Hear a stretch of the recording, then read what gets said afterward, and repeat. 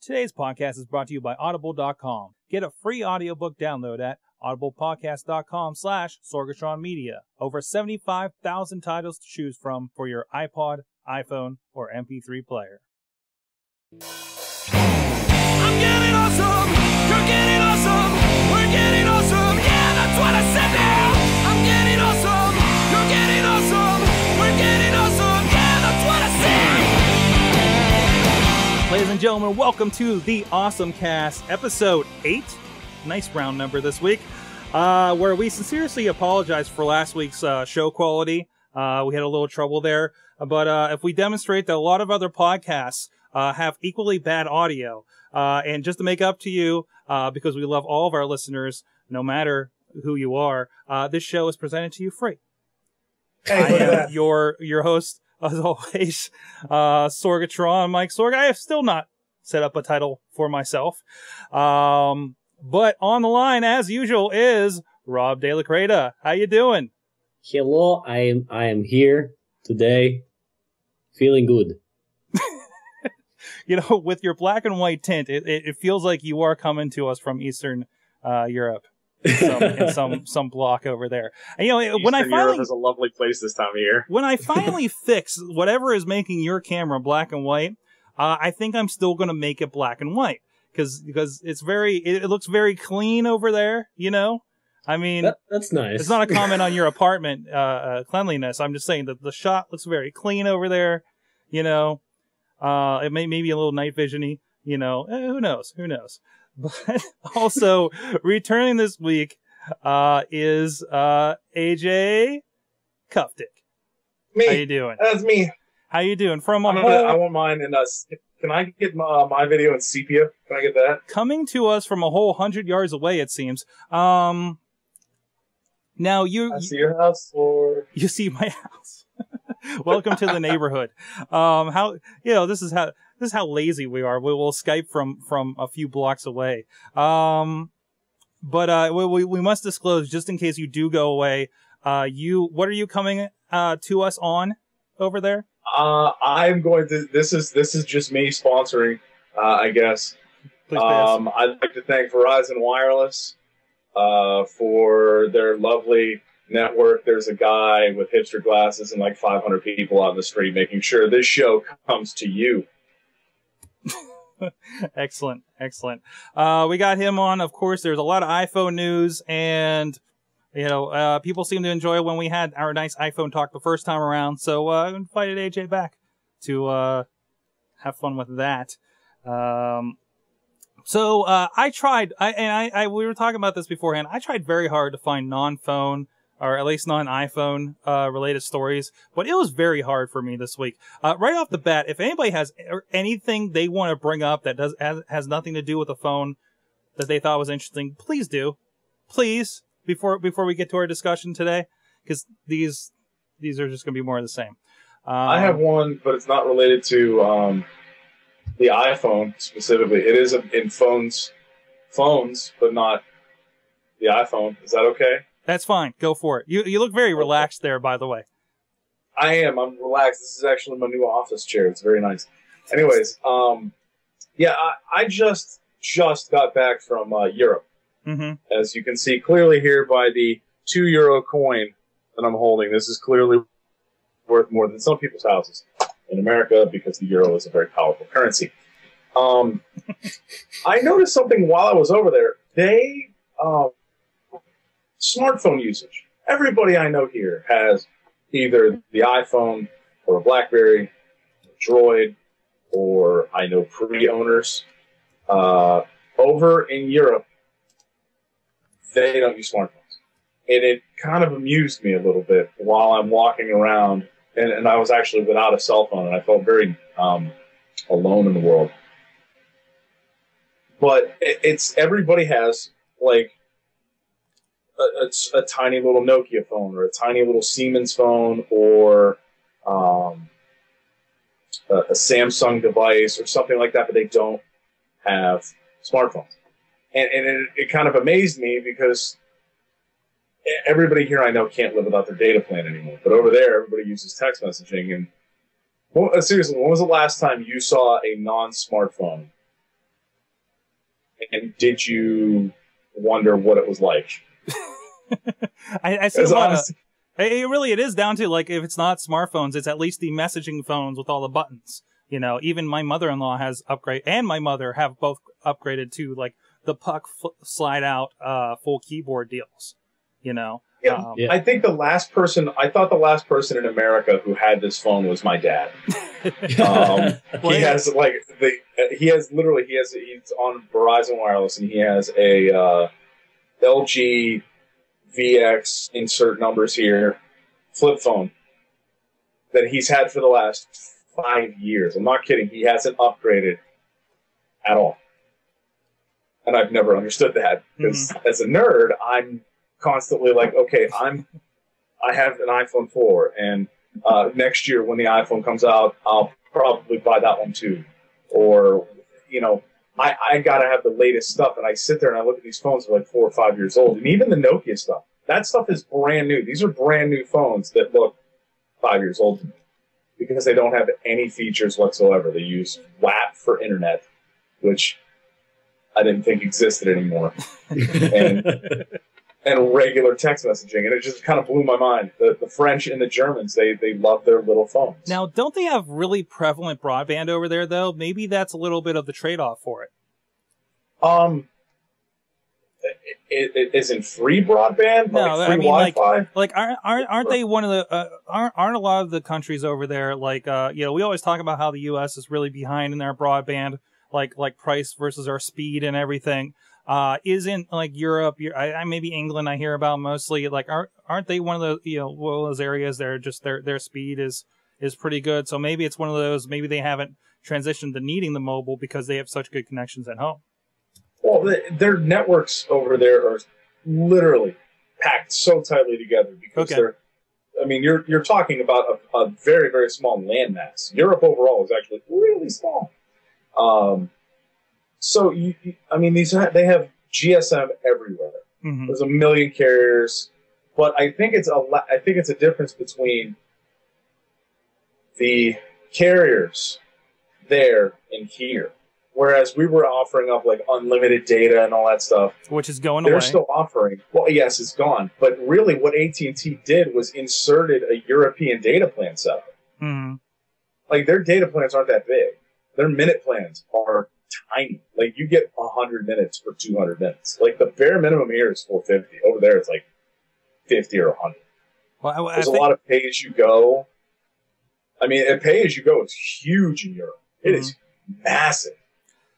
You know what? You see, like, to some old extent, cigarette machines that got turned into SIM card machines. To some extent, I think it's still huge here, and it's just we don't see it on the level where we see people at our, you know, at our meetups and such. You know, a lot of people, like I've ran into a few guys, some wrestlers and stuff. They want the cheapest plan possible. There's a guy that's had the same cricket phone for 3 years that I rode to a show with a couple of weeks ago. Like, there's still that budget-minded thing there. I mean, it just those are your guys with your flip phones and your candy bars that are still out there. You know, we just don't see it like where we're hanging out, basically.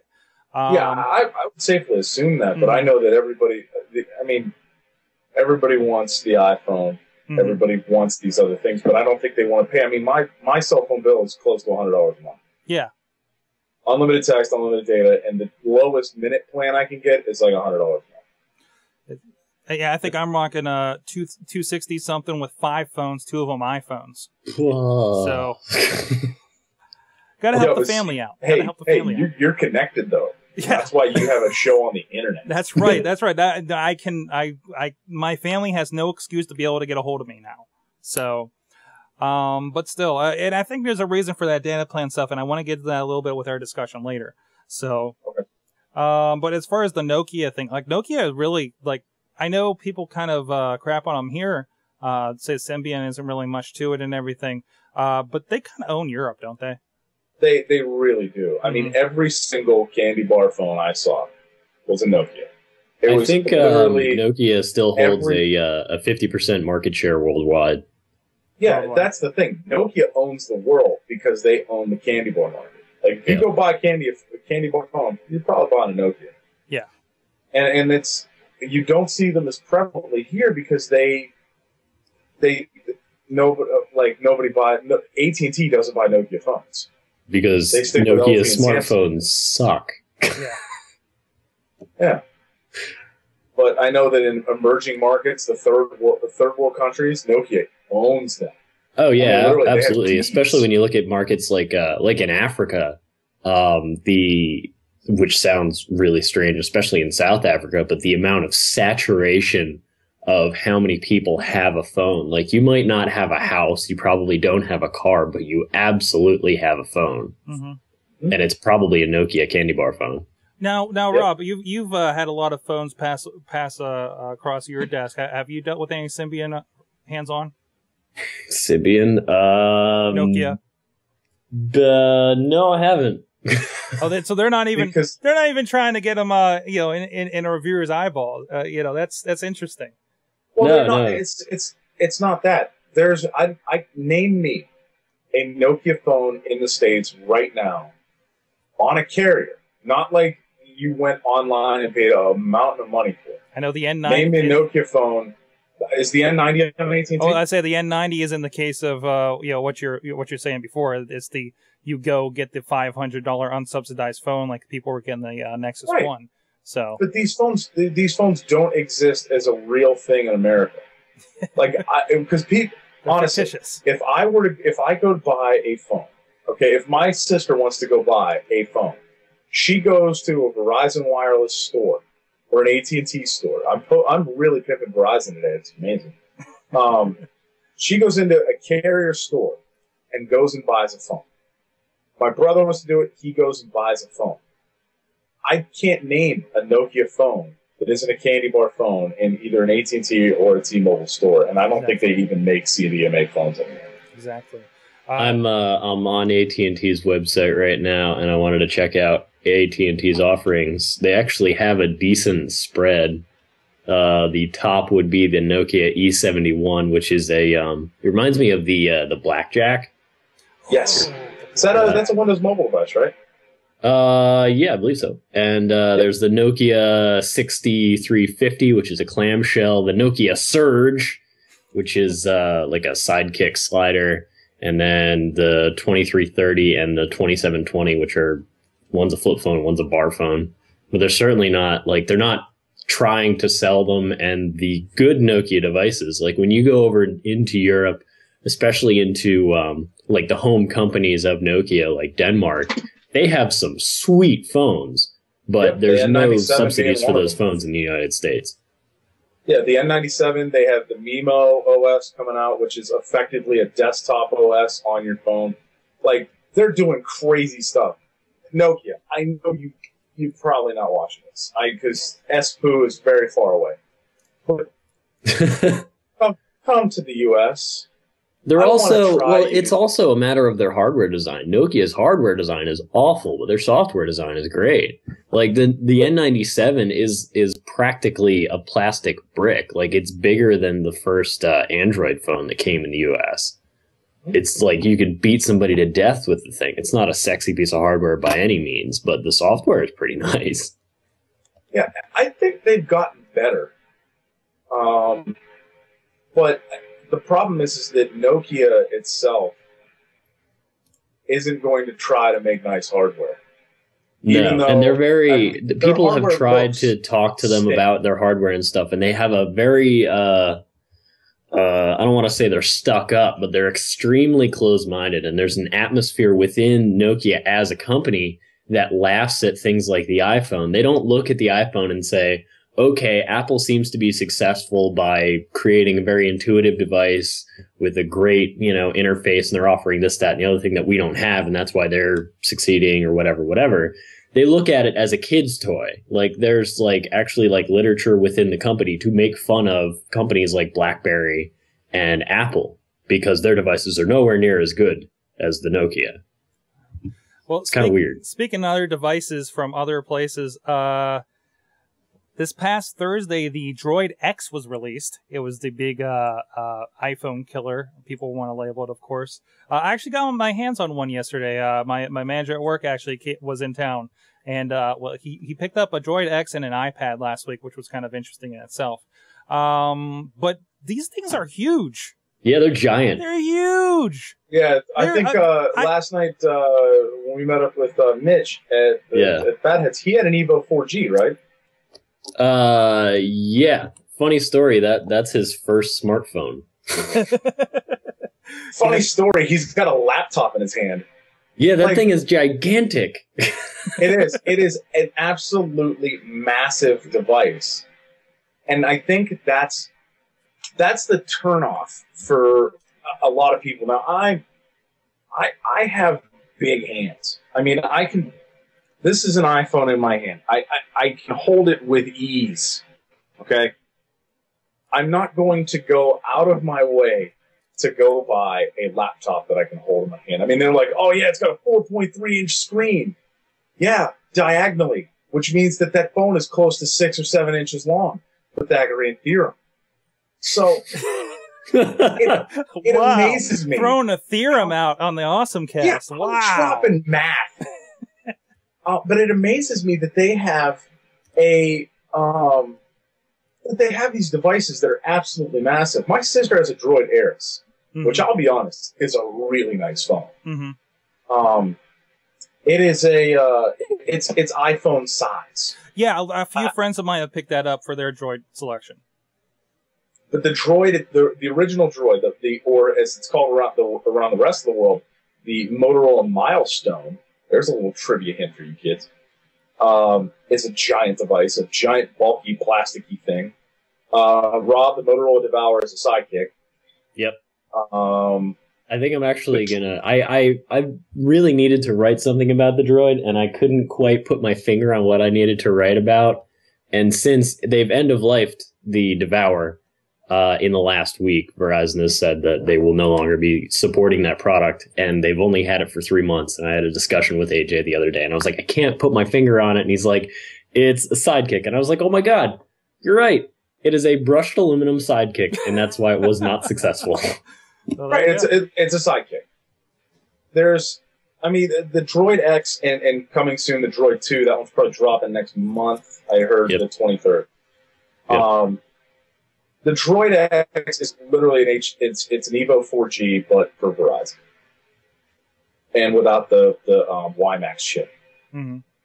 The Droid 2 is the Droid with the screen that comes all the way down, so those little buttons on at the bottom. I think they're going to be touch-sensitive buttons on top. And they got rid of that little trackpad Healy thingy because I think they realized that everybody thought it was stupid, so they made the keyboard bigger.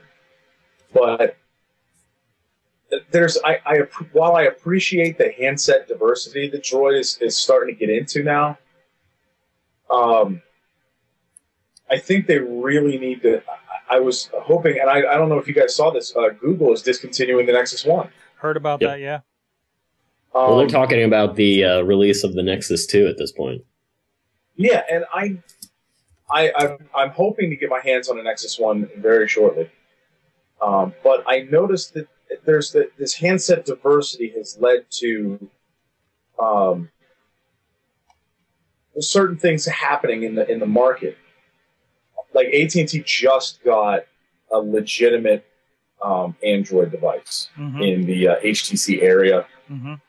That device, AT&T was kind enough to put some restrictions on it. Doesn't allow you to sideload apps. And for those of you who like to watch us talk about the iPhone, sideloading is the way for you to install apps on your phone without going through the Android marketplace. It's similar to the jailbreak setup on an iPhone, but Google doesn't really care, and they don't actively try to go out of their way to block those ways of loading things. And it's not it's not as severe of a break as a jailbreak, right? Like it was a pretty there's no break. Yeah, this is just another. It's part of the OS. Yeah, like you put the app on an SD card, put the SD card in your phone, and hit install. And it installs, but Google doesn't guarantee that it'll work. They kind of like wipe their hands clean of it at that point, from what I've read. But it seems like we're at this point, and Apple kind of opened the door for it. We're at this point now where, and we're going to get a whole lot more into this later, I'm sure. But the carriers now are starting to fall back into this, like, we provide service for these devices. But things like the iPhone, and now, AT&T is kind of like stepping their game up on the HTC area and kind of saying, no. This is phones going on our network. We control it. Mm-hmm. And I don't think people want that anymore.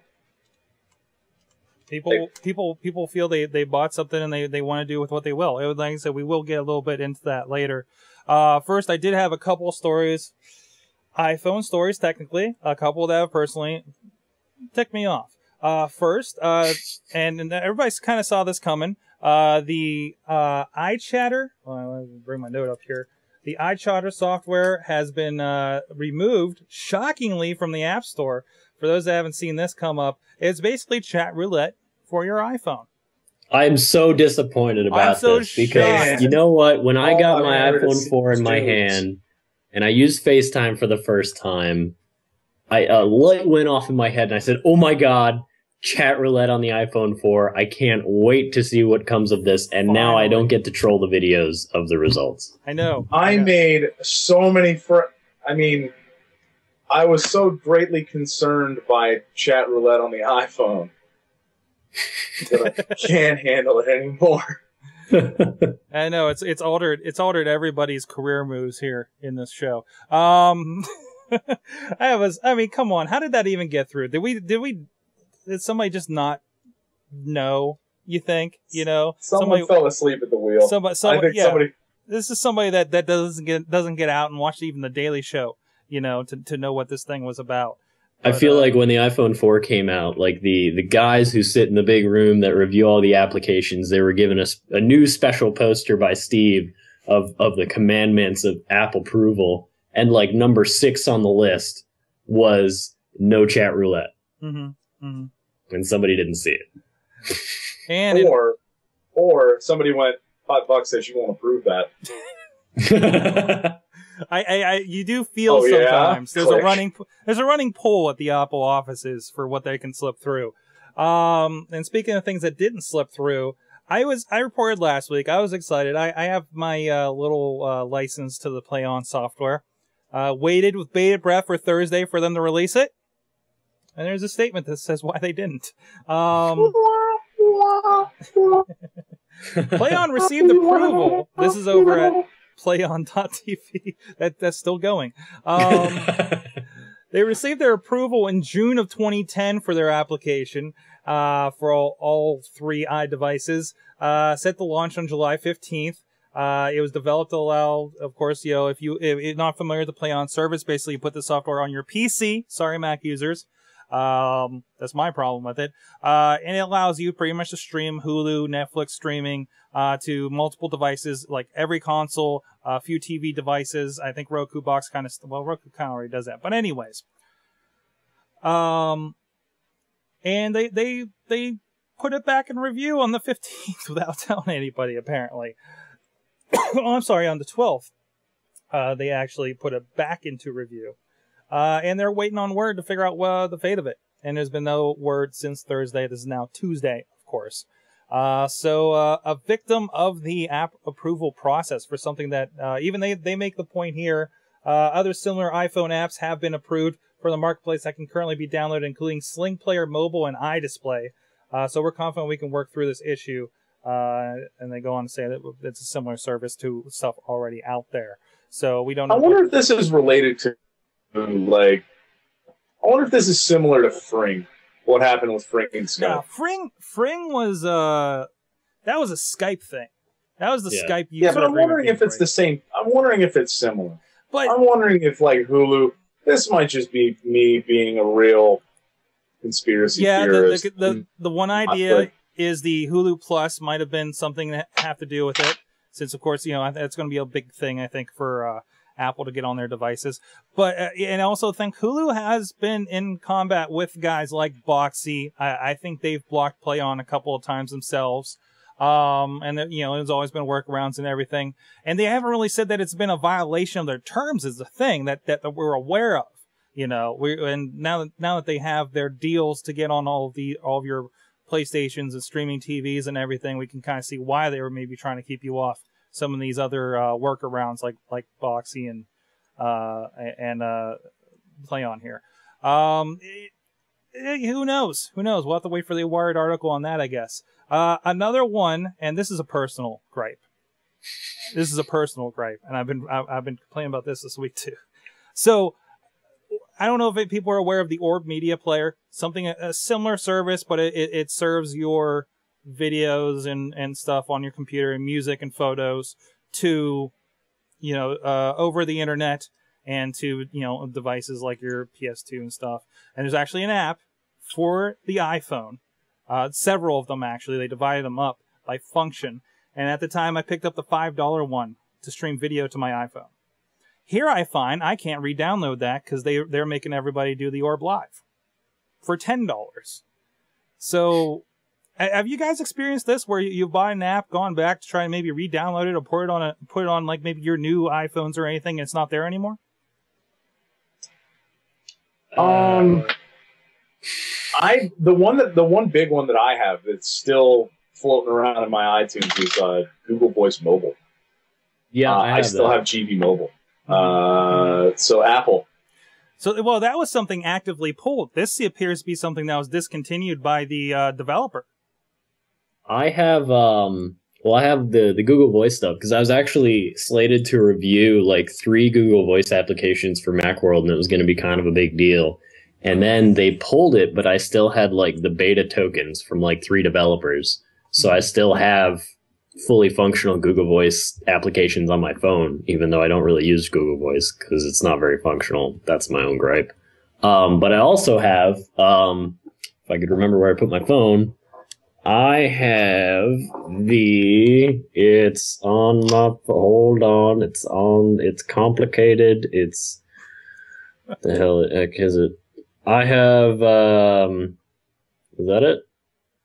NHL Ice Time 2010. The playoffs application that was pulled from the US store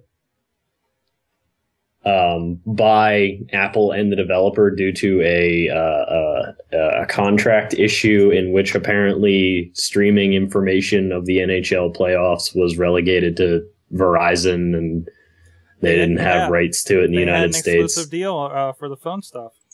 Yeah. But was that an official NHL app? Yeah, that was very official. I don't know if you can see that there. Yeah, it's coming up good. There you go. No game scheduled. We're good now. No game schedule. Go home. But yeah, other than that, I haven't really had any developer pulls or anything like that. But it just seems like there was an excuse on their site about it as like we are going with the Orb Live that. Our data shows, and we're going to be talking a lot about data, that it was the most sold of the applications, even though it was the most expensive. So we felt it was okay to pull this other one. And then, of course, under that is everybody that bought the application and says, oh, great, what about us? And even bigger than that, what about the international users that weren't able to get Live, the $10 app that they're selling now? They only had the option for. Well, I'm wondering. The only one I can think about that's real similar to this. You guys remember when Tweety went to Tweety 2? Yeah. That was another one. Tweety was a great original app. Mm-hmm. And it was $2-3, something like that. I bought it because it was nice. Yep. And then Tweety 2 came out, and he released it as a completely separate app for $5. Well, that was because he had put a ton when it released. I hit update and it didn't update. I'm like, what the hell? Yeah, he wrote out a nice long explanation of why he did that, and it was pretty honest and straightforward. It was just he put a ton of work into that, and he wanted to like charge for the update, but there's no system in place for that. So instead, he just made it an entirely new application. Right, and I'll agree. I mean, he's especially that when Tweety 2 came out, it was the kitten's nightwear. It was ridiculous. Like there was nothing out there that was touching Tweety 2. Right. Echo Phone Echo phone was probably the closest at the time, and then everybody passed Tweety 2. And then Tweety 2 then became Tweety 3, aka Twitter for iPhone. So, but that was the only other one I could think of there, Sorg. And I remember a lot of people being real mad, but the reason he did it was because he put a ton of work into it, not because of some completely random Yeah, nonsense. This seemed like more of a strategy decision. Either way, I put a report a problem. I told him I feel a little jilted about this. Frankly, if they give me my $5 back, I'll go buy the $10 app. I'm not worried about it. The only difference is they had a music one for $2 before. $5 was you could get the streaming video, which I was concerned with. The $10 one, you can do live TV, which I don't even have the ability coming from my iMac that I have everything streaming from. So I just will be pretty much buying the more expensive one to get the same features. So, and I hear the streaming isn't even very good on it, bad lip syncs and everything. But anyways, on that note, we need to get to our break and then get to our discussion. We have so much we want to get to with that. But in the meantime, we are brought to you by Audible, of course, our sponsor. And we have an offer, as usual, the free audio book and 14-day trial. You can check that out at audiblepodcast.com/Sorgatron Media to support this show or anything, everything on Sorgatron Media, the Wrestling Mayhem show, the Music Fun Time show, everything. This is actually a book that I'm surprised we haven't mentioned. Correct me if I'm wrong, if I have. But Trust Agents by Chris Brogan and Julian Smith. Chris Brogan, we know, of course, from PodCamp Pittsburgh here in the area. I think everybody here has met him, right?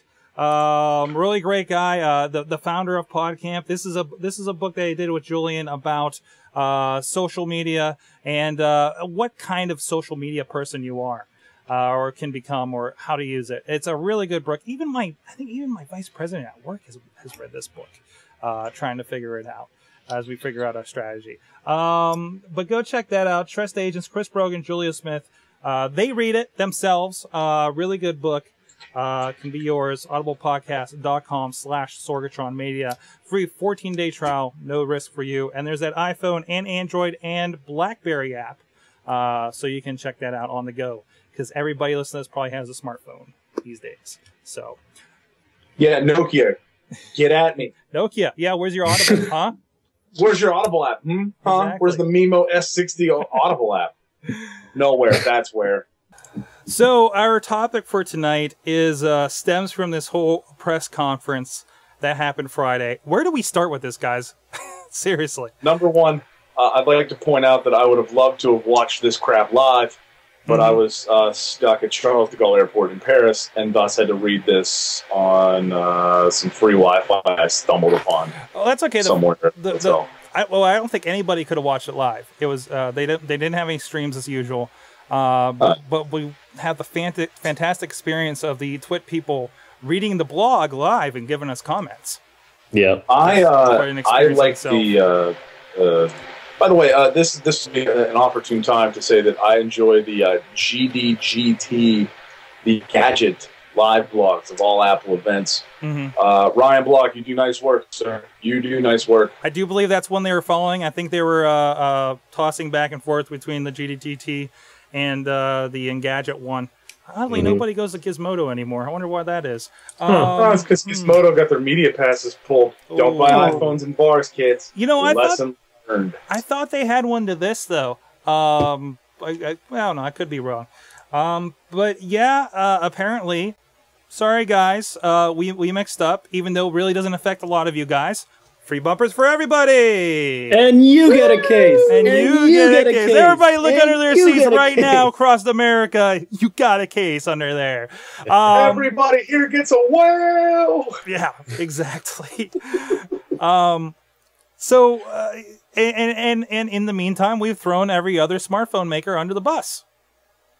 Yeah, that bus was heavy too. That was a heavy bus. That was a big bus, and even people who weren't directly put under the bus, they crawled underneath it and complained. Speaking of Nokia, speaking of Nokia, of course, anybody can see this. This is up on Apple's website, of course. I got through about a half of it before I had to go do something way more constructive.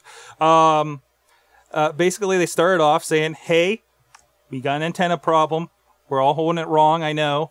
But, oh, look, we're not the only guys to do it. This is a BlackBerry doing the same thing. And there's an Android phone I think was in there. Of course, RIM got right back on that. They had a statement. I don't even think the press conference was done, and they had a statement out. And then weirdly, Nokia, who wasn't even featured in the press conference, decided to speak up. Yeah, they made a statement just like it was pretty much identical to what BlackBerry said, as far as like, our phones don't do this, don't drag us into this unfortunate debacle, I think was the quote. Nokia did that one. The Research in Motion one, I read the whole thing, and it came off like a, dude, really?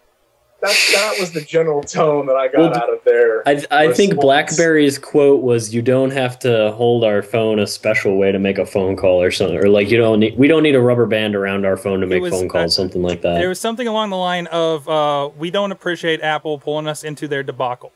Also, from Nokia, the quote was, "We prioritize antenna performance over physical design if they are ever in conflict." And I think that... Yeah, and that's why your phones don't sell in the U.S., Nokia. Yeah, exactly. Thanks for playing. Keep your crap on the continent. Yeah, you just set that up and knocked yourself down with that. Way to go. There will be no software fix for this. We got our extended bars last week. I did not do my update, but I have compared it to others that did. Are you happy with your new bars? I'll say this. I actually attempted the death grip with my Kung Fu grip. So I'm a G.I. Joe action figure from the 80s. I took the phone and did the death grip, and I still lose bars, but I only lost one instead of like 4. And to be after the update, I used to have pretty much 5 bars everywhere, and after the update, I now have pretty much 3 bars everywhere. And when I do the death grip, I lose 1 bar instead of 2. Yeah, I mean, it's definitely I think it's a more realistic view of AT&T's network. But Engadget did a great piece. I don't know if you guys saw this. On the update itself, it may have been them. Yeah, it was Engadget, and they did a really great piece where they explained the bar difference, what the bar difference was, how the bars are actually calculated, and why AT&T is probably not going to be real happy with this one. But pretty much they shoved the calculation. I don't know if you guys remember this. When the first iPhone came out, it was the first iPhone, or maybe it was the 3G. They came out with a reception fix for the iPhone 3G. And pretty much what it did was make AT&T's network not look so crappy. Yep. Why am I dropping this call? I have 5 bars. Like, oh, I've got 4 bars everywhere now. No, you have 2. It just is putting on like an extra bar, or half a bar, or 2 bars. And I think this is literally, they just repealed the bar. That's all they did. They repealed they pulled the fix off. So they flipped the switch back on it. Yeah, and I'll say this.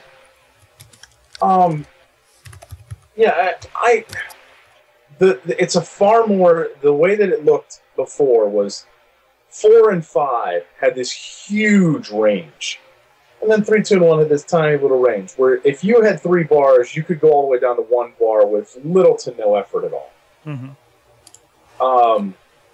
But on the new one, it's far more spread out, and the attenuation level goes far lower now. So the iPhone 4 is actually now far more receptive to low signal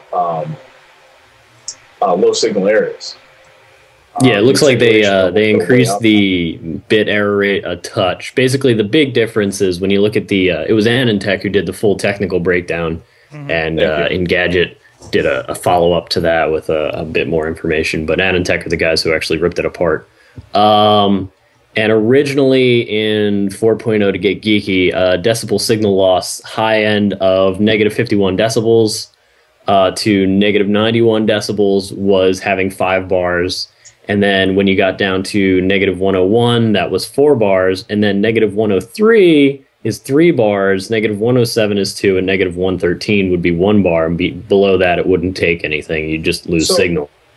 It was literally so it was a negative 10 decibel difference from 3 bars to no bars. Exactly. But now with the iOS 4.0.1 and the 4.1 dev release, the bars are negative 51 to negative 76 is 5 bars, negative 87 is 4, negative 98 is 3, negative 107 is 2, and negative 121 is 1 bar. And it's pretty equally spread out. 5 is still pretty hefty, representing almost 20 decibels, but everything else is chopped up pretty easily, unlike the previous one where, like, having 3 bars, there was a 2 decibel difference between 3 and 4 bars.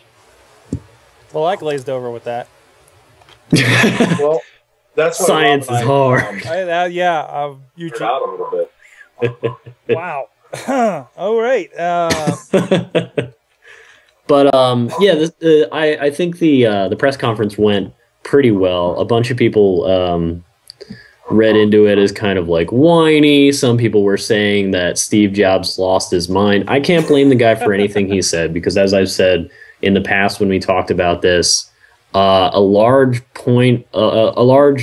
problem with this whole antenna thing was so much sensationalism and lack of education. So you had people like MSNBC saying the iPhone 4 is broken.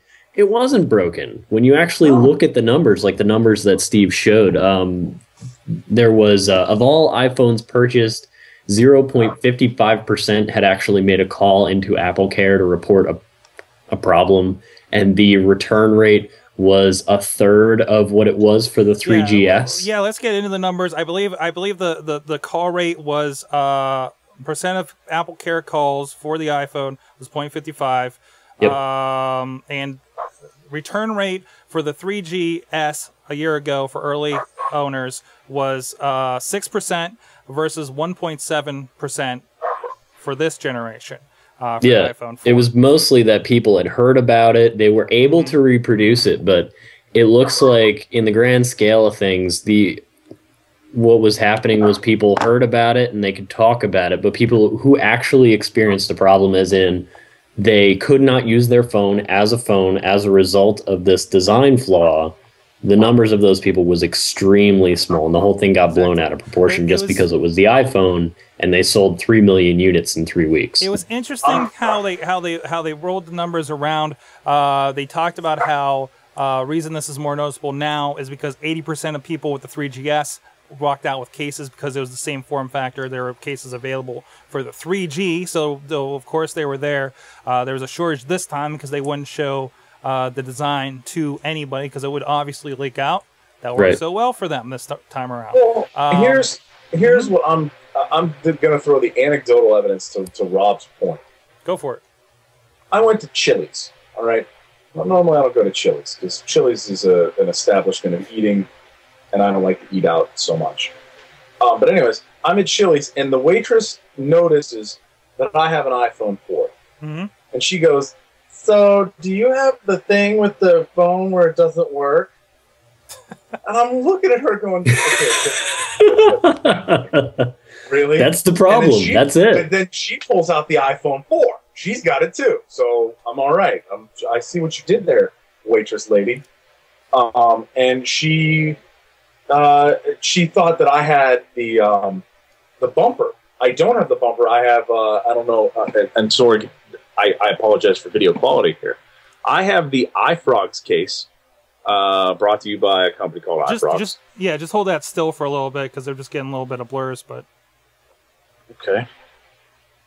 So they have a good idea. Made by a company called iFrogs. Okay. It is really thin. It looks like IFROGZ for your audio listeners if you want to check that out. For your audio listeners, IFROGZ, yeah.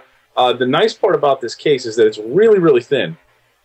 And normally I didn't, when I looked at a bunch of cases for the 3GS and the 3G, I wanted to protect the top and the bottom because that's where the buttons and housing really were. If I drop my phone, it's going straight down, either top or bottom. But with this phone, because it has that stainless steel band, I wasn't too terribly worried about protecting the top and the bottom. But this case, I I bought the case at the same time I bought the phone because I believe in protecting my investment. Mm-hmm. This was not cheap. So I want to make sure that my investment is protected. And I know a lot of people who have iPhones without cases, and that's lovely. I call it the lady with the purse rule. Yeah, the lady with the purse rule. Yep. People or ladies with purses. But I keep my iPhone in the same pocket I keep my car keys in, kids. Mm-hmm. So that's why I try to keep a case on my phone. Literally, this thing didn't leave the store until the case was on. So I think that the people, this was like the first case I saw, and I really liked it, and I'm glad I bought it. But I think the people who didn't have a case on it saw the problem because they were able to bridge the antennas. And Rob and I, we also talked about this. Who holds their phone like this when they're talking on it? I don't know anybody other than angry stockbrokers who hold their phone in the "I'm going to crush you" grip. I actually asked the waitress, I actually handed my phone to the waitress, and I said, "Here, I want you to hold that phone like you're going to make a phone call." And she picked it up and held it like so, not touching the bumper in the famous death grip, where you're putting a lot of your thumb and bone on that left antenna. She was holding it like this, which is how I think a lot of people hold their phone. Nobody punches themselves in the face to make a phone. That was my argument. Nobody punches themselves in the face while they talk on the phone. Now, both of you guys have had this for a couple weeks. Have you noticed a drop call problem? No. Not at all. Every place I had, and this is what I go back to when people ask me about it, and they do because they see it and they want to know. Every place I had crappy service before, I have crappy service now. Yeah. Every place that I had good service before, I still have good service now. And now, and it's not an issue of it. To me, it's not a phone issue. Mm-hmm. It's the fact that AT&T's network still kind of stinks. Mm-hmm. And people were seeing the bars drop. It was an easily reproducible problem. Anybody with an iPhone 4 could reproduce this problem, and they were able to say, "I saw this on the news, and it happened to mine. My phone is broken." And they freaked. Thank you, MSNBC and CNBC and Fox News and CNN. And it makes my... And Rob, I'm sure you got it too.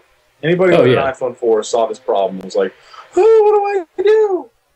A lot of people know that I do the Macworld thing, and they know that I have the iPhone 4, and as soon as it hit like the main news stream, it seemed like everybody, like people at work, kept coming up to me and saying, "Oh, it does that thing, and are you gonna return it? No, it's good, like it's a big deal." A lot of people don't like when I term. Okay, I'm a geek. I understand a whole lot more about the problem than most people, but when I term the problem, I say, yes, the antenna is on the outside of the phone. It causes an attenuation, but most people don't actually have a problem. But because of the sensationalism that came out of Apple being such a popular brand with such a popular product, putting so many devices in so many people's hands, you end up with headlines such as, "The iPhone 4 is broken." And then you end up with awesome articles.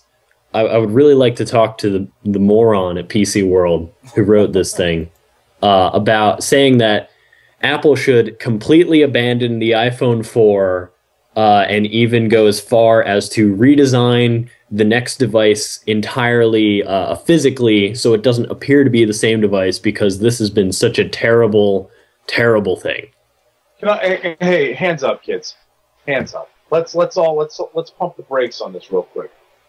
We're pretty much Apple fanboys, let's be honest. Yeah. We love Apple. We really do. So I'm pumping the brakes here so people don't go, "Well, this is just a podcast of Apple fanboys." Yeah, admit it.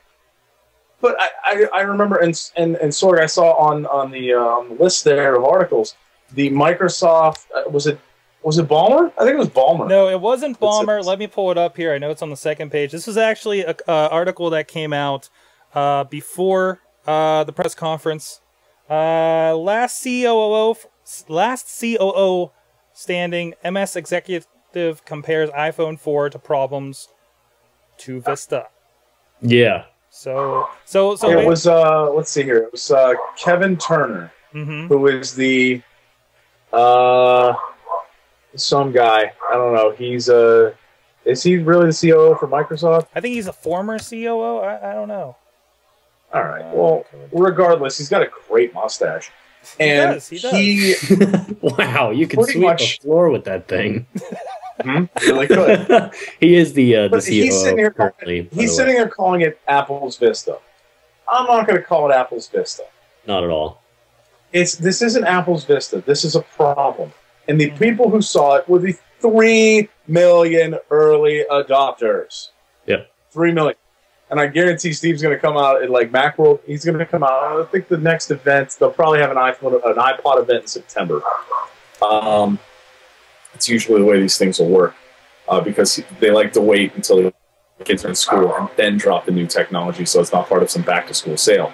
That's why they do the laptop and iPod thing. Clear inventory. But they'll come out and they'll go, oh, hey, just a quick note on the iPhone 4. We dropped 6 million of these things. What's up? Yep. Like, I want Steve to just come out and just be so brash about it anymore. Just come out and just go, hey, you see this? This is an iPhone 4. We dropped 6 million of them. Boom! And then just like walk off stage. That's how the board meetings go. Speaking of the board meetings, I want to touch on this real quick before we go here. We're running out of time.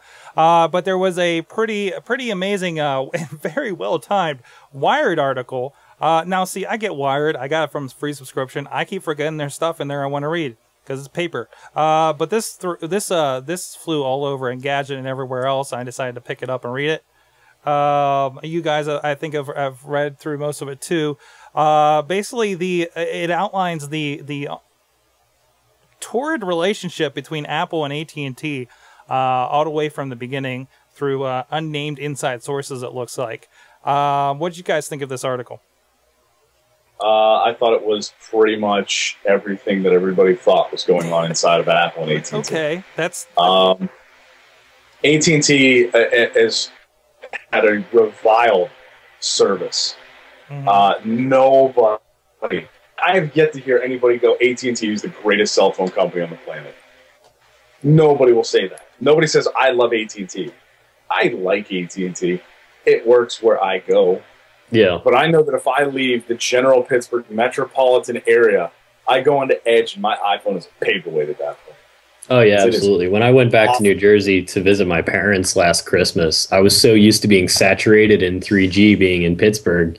And that was when I had, was it last year? I think? The year before? I don't know. I had just gotten my my 3G, so it would have been 2 years ago. But it was a pretty cool, like, magical thing for me. I was like, oh my God, there's a map in my pocket. This is amazing. And I went to show my dad. I, like, whipped out my phone, and I was like, oh, I'm on Edge. Hang on a second. It'll, if you just give it a minute, it'll, and it's a paperweight. Exactly. It's just a brick. It's a very fancy iPod. Now I have the luxury, and I will call it a luxury. I have an iPhone for my personal device, and I have a BlackBerry for work. And my BlackBerry is a Verizon device. Now Verizon, when they refer to their 3G network, they use 3G as a very, very, very loose term. What the AT&T or CDMA, there's a lot of letters there. Verizon uses CDMA, which is a rival to GSM, which is what AT&T and T-Mobile use. CDMA's 3G technology is called EVDO or EVDO, or EVDO, whatever you want to call it. But there's two revisions of it. There's revision 0, which is the slower one. It's still pretty quick, but it's the slower of the two. And then there's Rev A, which is bringing me to you right now. Rev A is effectively their real 3G. If AT&T considered Edge 3G, that would be Rev 0. Edge and Rev 0 are the same. Rev A and UMTS, which is what the iPhone uses, are the same. Actually, it's HSDPA, which is a subset of UMTS. And there's a lot of letters that I just try to keep track of. Let's roll it together. But the Verizon is on 3G. I'm using a lot of quotes there. The entire way up to my parents' house, which is in Erie. And it's still pretty quick. It's much faster than Edge, but it's not 3G to me. 3G is at least 1 megabit down. Rev 0 is like 90 or 100K down. And that's always been my problem with those map commercials. It's like, oh, they got 3G because they call their internet across the board 3G. You know, bingo. AT&T And that's, has I'm not trying to defend AT&T here because AT&T, you got work to do, kids. Yes. But I will say this. Verizon has done a tremendous marketing job at making people think their 3G exists everywhere. Their 3G doesn't exist everywhere. Their 3G is just really, really, really easy to market. Mm-hmm. Yeah, their marketing of their network has been pretty impressive. Basically, if you watch a Verizon commercial about their 3G coverage, it's hard not to feel like a complete moron for being with AT&T. Mm-hmm. Mm-hmm. Well, and the other thing is, I don't know if you guys noticed this, but with Verizon commercials, they tout the network over the device. Yes. A lot. I mean, literally, it's a Verizon commercial. It's a commercial about the network, and then the last 5 seconds of said commercial is whatever their latest phone coming out is. Unless it's a Droid commercial, which are Unless Verizon it's a Droid commercials. They are Verizon promoted commercials. Right. The only time you saw the coverage stuff with AT&T was when we had Luke Wilson trying to defend the network after the map ads were so effective. Right, and it was really nice of Luke Wilson to get fat for those commercials. What's that? It was really nice of Luke Wilson to get really fat for those commercials. And of He was course, a little chubby. Speaking of that, from the Wired article, when they were in this phase, when they were trying to combat that, they said that they wanted to use the iPhone for those ads. And the Apple execs came back and then said that'd be pretty much putting a lipstick on a pig. Yeah, and I was reading this article, and I'm listening to this going, I'm reading this article, and Apple's going, no, your network is crap. Try again. You want to use our device in your commercials to make your crap look better? No, thank you. And then you want to use us to make you look? No. That's not how we roll. There's a The lot. one I love was Steve. When an AT&T representative said, "Oh, hey, you're going to meet the AT&T board. You should wear a suit." And Steve goes, and the Apple rep said back to the AT&T rep, "We're Apple. We don't own suits." Like, that's serious crap talk there. And then this article was also great. If you ever wondered about why we're getting these limited data plans and how they're trying to change the way we use the phones, basically there's a huge struggle throughout the years of Apple saying, no, we want this thing to be unrestricted. We want people to use it the way they want to use it, the way we designed it to be used. And AT&T is like, we don't really want you to have YouTube over 3G. There was a point where they went to them asking for YouTube to be a Wi-Fi only or limited to the first minute of video. And now, had they done that, I would have not bought an iPhone. Why would you get on it? Because it seems as limited. I mean, on the other phones, I remember first getting on AT&T, there was this Mobi TV was on it, and it was only clips and this and that and the other thing, and it was a very limited experience. And this device, just opening it up, how many people are using the internet, pretty much live on this device wherever they go, as long as they're in a serviceable area. And to me, where I go, like, I can go almost home to the boondocks and have 3G. I've driven across the state of Pennsylvania several times, and I would say at least 50% of it is in a 3G area, and very, very good 3G area going down the turnpike. And I'm happy with it. And as far as, am I not happy by AT&T for one thing or another? I can say the same thing about a lot of other carriers, and there you go. I'd like to see AT&T. I think AT&T is very draconian in their ways. They don't want new things. But what cell carrier isn't? Verizon can be. Sprint is trying real hard, and they're doing it because they know trying that for a survival move. And Verizon has been just as draconian about phones. I mean, for the longest time, how many BlackBerry devices didn't have Wi-Fi going over there? Razors were completely different configurations. Flip phones were different. Come on. I'll say this. At least Sprint is doing it from a survival standpoint. Chachi, our very good friend Chachi, who was on the show 2 weeks ago, he's a T-Mobile customer. I've had varying issues with T-Mobile, most of them being service, not being everywhere. Yeah. But they have, they're really going out of their way to make their customers happy, and they usually do very well on customer service. Their cost and customer service, I've heard so much for. So, well, guys, we got to cut off. We're running into the next show. So, real quick, a lot to still talk about. Again, next week, we are scheduled to have Chris Maverick on, chrismaverick.com if you want to go check him out, and cosmichellcats.com. He's a photography guy. We're going to be talking photography. I know there's something under Rob's skin that he's been dying to get out the last couple of weeks, and I'm sure my recent iPhone ventures probably haven't helped it. But we'll be hashing all that out next week. So, AJ, what's going on with you? What's coming up for you or anything? It was very nice to be on the show again. Love coming on the show, and I am just continuing to work and travel and do my sorts of things. Twitter's at AJ and PGH. Add me. And you can talk very at long 140 character breaths about technology. And Rob, what's going on with you these days? Of course, all three of us just came off of the Buckos tweet up this past weekend. I've been eating a lot of brownies. I'd also like to point out that our fearless co-host here, Rob, had iced me. Yes, he did. Tweet up. I did. I still have 5 Smirnoff Ice in my fridge. Be warned. I'm just going to say this, Rob. You just need to dump those out if you want to consider yourself part of a craft beer community. I don't care if it's for a joke. That's disgusting. There's actually a video of this on my YouTube, youtube.com/SPSJuggalo if you want to check that out. Yeah, and I have some awesome photos that I feel I should really send to the Smirnoff Ice marketing team of AJ down on one knee, paying tribute, if you will, to the glory that is Smirnoff Ice. But besides stuffing brownies in my face and forcing AJ to drink terrible things, I am working too much and trying to catch up on some writing stuff, and I've got a lot of projects for the internet that I'm trying to get going.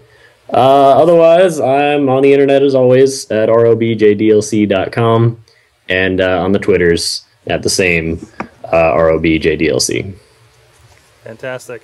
And of course, you can check me out as his thing is on me now. Sorgatron.com for all my blogginess. I have some music reviews up there from the past week, as well as some postings of my adventures in jailbreaking since I got my old Edge phone back from my brother, who also upgraded this past week to an iPhone 4. So that is terribly exciting. Fun point for jailbreaking, playing Nintendo games using your Wiimote as the controller on your iPhone. I'm sure it'd be a lot better if I had an iPad, but still. And of course, you can check out all these wonderful, wonderful podcasts that I don't screw up at all over at sorgatronmedia.com, including this, stuff about wrestling, stuff about music, whatever else might be coming up. So please check that out. Thanks again. Thanks, AJ. And as always, Rob, we look forward to our guest next week. And keep checking us out, awesomecast.com. And if you want to email the show, or bug us otherwise on the Twitters, if you think we're right or wrong or whatnot, hit us up at contact at AwesomeCast. That's the wrong one. I still haven't fixed that. Contact at awesomecast.com, and of course everything at awesomecast.com, including our Facebook page. This is live. It's live recording, man. We don't mess around here. So, because the clapping is everywhere for me with the headphones on. We'll see you guys next week.